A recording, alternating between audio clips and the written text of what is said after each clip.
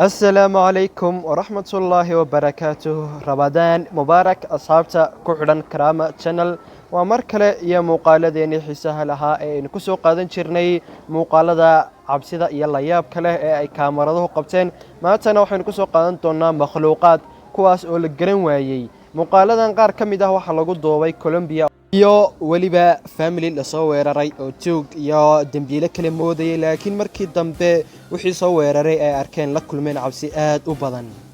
muuqaaladan inta badan waxaanu ka soo qaadanay meelo lagu kala soon yahay laakiin ma wada oran karno muuqaalada oo dhan boqolkiiba boqol waa wada sax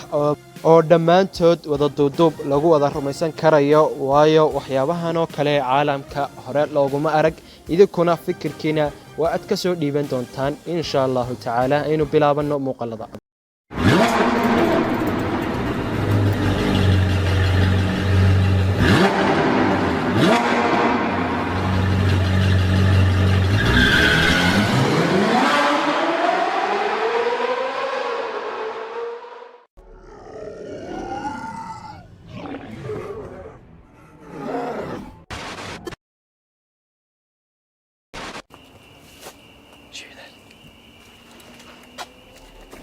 koox dhalinyaro ah ayaa go'aansaday waqti dambe oo habeenimo ah in ay tagaan guri kaas oo lagu sheegi jiray in ay ka dhacaan waxyaabo la yaab leh ama ay ka soo baxaan codad la yaab leh dadkuna ku sheegaan inay jindaga yihiin laakiin markii ay gurigii hor tageen waxay ka maqleen codad aad u cabsi badan waxa ayna ka noqnoqdeen inay galaan guriga laakiin markii dambe waxa ay go'aansadeen in ay galaan guriga naftoodana ay qamaar geliyaan waxayna kala kulmeen wax aad u cabsi badan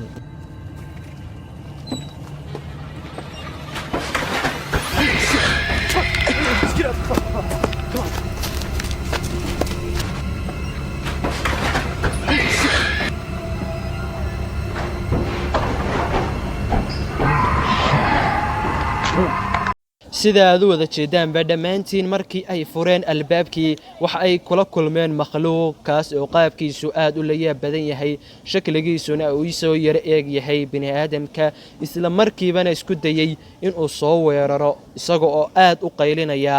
laakiin xayawaankan waxaa lagu sheegay inuu yahay xayawaankii astooriga ahaa ee lagu magacaabo Drake waana kan muuqaalkiisu muuqaalada laga sameeyay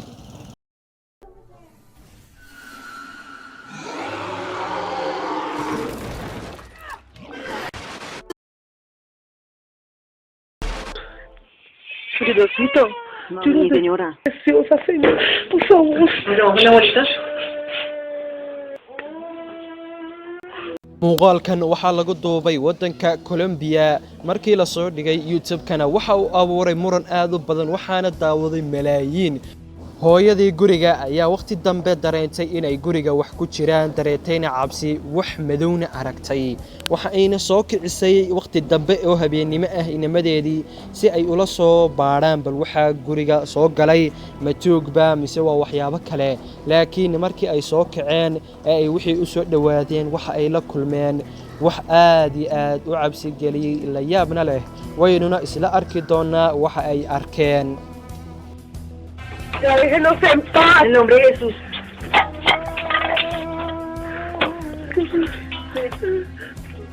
Vaya para arriba. ¿Qué es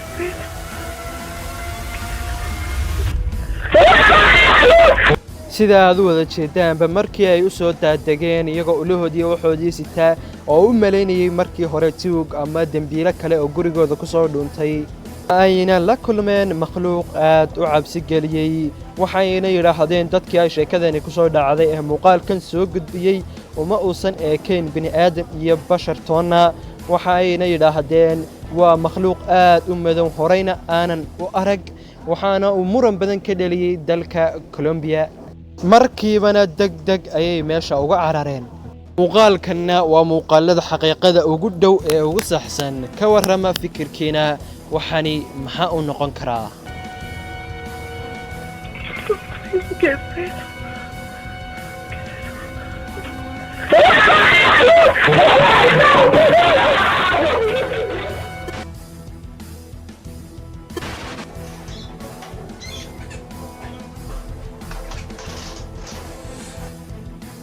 markii ugu horreysay ee muuqaalkan la soo geliyay YouTube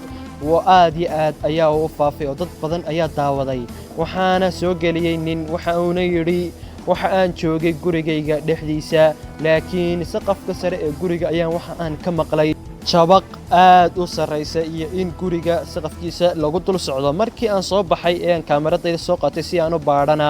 waxa uu kala kulmay wax aad iyo aad u cabsi geliyay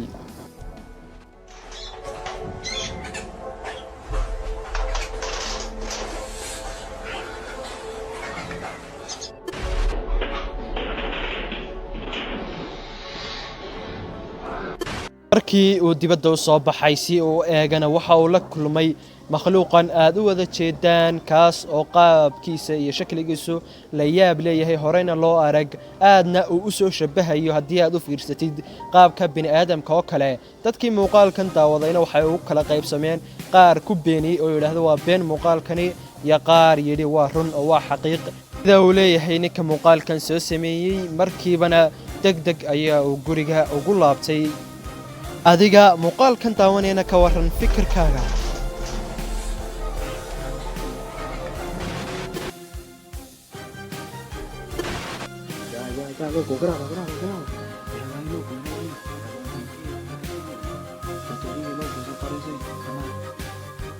nin iyo wiilkiisa ayaa guriga iska dhex fadhiyey laakiin dibadda guriga ayaa waxay ka maqleen cod la yaab leh markii ay u soo baxeen daaqadda si ay u xaqiijiyaan bal waxani waxa uu yahay iyo waxa dhacaya waxay la kulmeen muuqaalkan aad iminka arkaysaan oo aan loo helin wax tafsiir ah ilaa iyo hadda waxayna soo qaadeen moobilkooda si ay ugu duubaan dadkana ay ula wadaagaan waadna wada arki doontaan waxa la yaab geliyey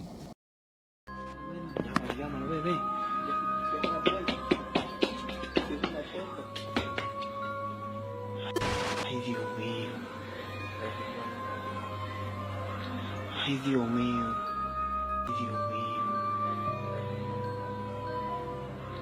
Ay, Dios mío. sida aad u wada jeedaan ama markhaatigaaga wada tihiin daaqadda ayaa ay soo istaageen waxayna la kulmeen makhluuq la moodo inuu gashan yahay dhar cad kaas oo waxa la yaabka ka dhigay ee mucjisadana ka sii dhigay ay tahay gidaar lahayn meel laga galo ayaa uu si la yaab leh u gelayaa sida aad wada arkaysaanba muuqaalkanna uma soo dhowaan karo been xitaa inuu noqdo iska daaye waayo waxaa la yidhi sida ay raggan u cabsanayaan iyo weliba muuqaalkan oo lagu duubay taleefan oo aan sidan oo kale loo been sheegi karin waxaana lagu duubay dalka Colombia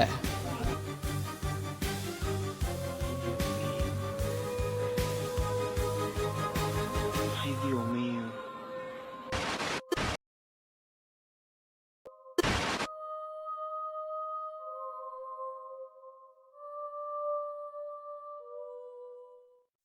youtuberkani waxa uu sheeganayaa inuu dhex socday kaymaha dalka United States of America waxa uuna yidhi anigoo dhex socda ayaan waxaan ku arkay makhluuq kaas oo ila yaab geliyay kaameradayda ayaan soo qaatay waanan duubay laakiin markiiba waa uu qarsoomay waynuna isla arki doonaa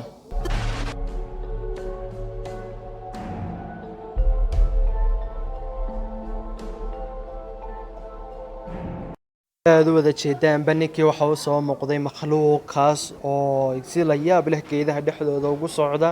kaas oo qaabkiisu uu soo eegyahay bini'aadamka ama basharka oo kale laakiin waxa la yaab kale ayaa waxa ay tahay in uu leeyahay gacmo aad u dhaadheer kuwaas oo aan u eekayn kuwa bini'aadamka oo kale makhluuqani ma makhluuq qariib ah baa sida uu sheeganaya ninka muuqaalkan soo sameeyey mise waa muuqaal been ah oo la sameeyey